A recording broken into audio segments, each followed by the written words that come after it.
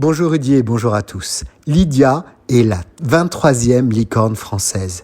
Alors qu'appelle-t-on une licorne ? Ce sont les sociétés en général start-up qui ont dépassé les valorisations de plus d'1 milliard d'euros et en France, ça se comptait presque sur le bout des doigts. Avec sa dernière levée de fonds estimée à 103 millions d'euros, l'application créée par Antoine Porte et Cyril Chiche en 2013 pèse désormais plus d'1 milliard d'euros, ce qui en fait une licorne. La FinTech est sur les rails pour devenir un géant bancaire européen. Les partenaires historiques que sont Tencent, Accel et Founders Futures ont été les principaux contributeurs, mais ils ont été rejoints par les fonds d'investissement américains Dragonair et EcoStreet. L'entreprise française, aux 5,5 millions d'utilisateurs lancée en 2013, ambitionne d'être d'ici à 2025 le compte principal de 10 millions d'Européens.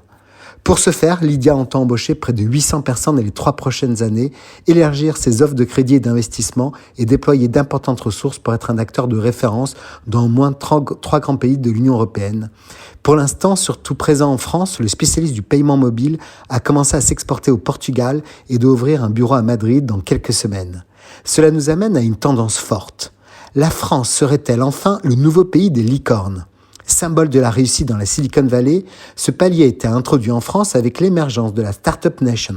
Après des débuts difficiles, le retard hexagonal a été progressivement comblé. Et la French Tech vit désormais une période dorée.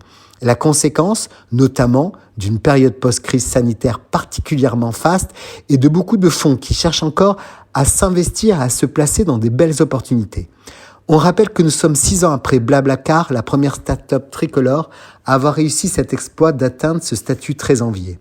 Certaines sont devenues connues, avec le temps comme OVH, Deezer, Doctolib et plus récemment Back Market, vendeur de smartphones reconditionnés, et ManoMano, notre Amazon du bricolage. À ce rythme, la French Tech devrait atteindre avec beaucoup d'avance l'objectif fixé par Emmanuel Macron, qui était de 26 licornes en 2025.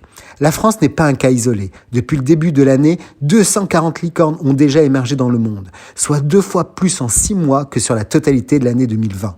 En peu de temps, la France a rattrapé notre retard et nous sommes aujourd'hui le 6e pays en nombre de licornes, derrière les États-Unis, la Chine, l'Inde, le Royaume-Uni et Israël. Mais nous sommes désormais devant l'Allemagne.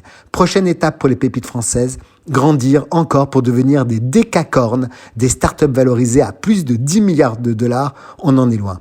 On en compte seulement une 30aine dans le monde. Très belle semaine à tous.